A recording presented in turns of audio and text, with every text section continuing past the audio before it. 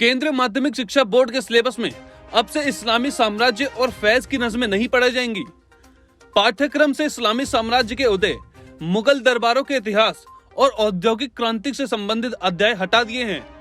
भारतीय हित में होगा पाठ्यक्रम। सीबीएसई यानी केंद्रीय माध्यमिक शिक्षा बोर्ड के सिलेबस में अब से इस्लामी साम्राज्य और फैज की नज़में नहीं पढ़ाई जाएंगी।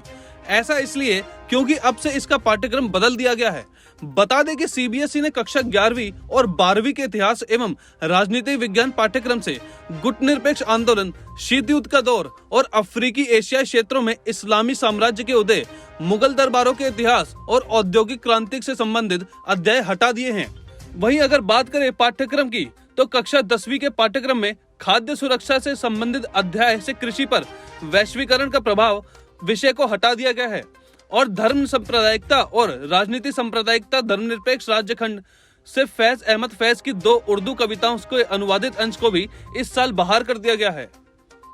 इसके बारे में अधिकारियों ने जानकारी देते हुए कहा कि परिवर्तन पाठ्यक्रम को युक्तिसंगत बनाए जाने का हिस्सा है तथा राष्ट्रीय शैक्षिक अनुसंधान और प्रशिक्षण परिषद की सिफारिशों के अनुरूप है।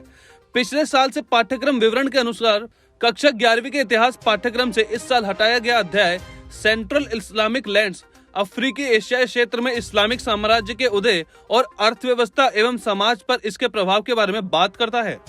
अधिकारी ने बताया कि कक्षा 12वीं के इतिहास पाठ्यक्रम में द मुगल कोड वाला अध्याय मुगलों के सामाजिक, धार्मिक और सांस्कृतिक इतिहास के पुनर्निर्माण के संबंध में मुगल दरबारों से इतिहास की पड़ताल करता है।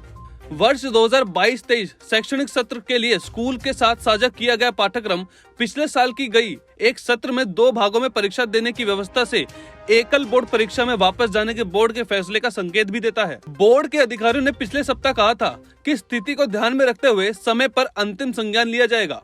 बोर्ड ने एक अधिकारी से कहा कि सीबीएसई कक्षा 9 से 12वीं के लिए सालाना पाठ्यक्रम प्रदान करता है, जिसमें शैक्षणिक सामग्री, सीखने के परिणामों के साथ परीक्षाओं के लिए पाठ्यक्रम, शैक्षणिक अभ्यास और मूल्यांकन दिशा निर्देश करता है।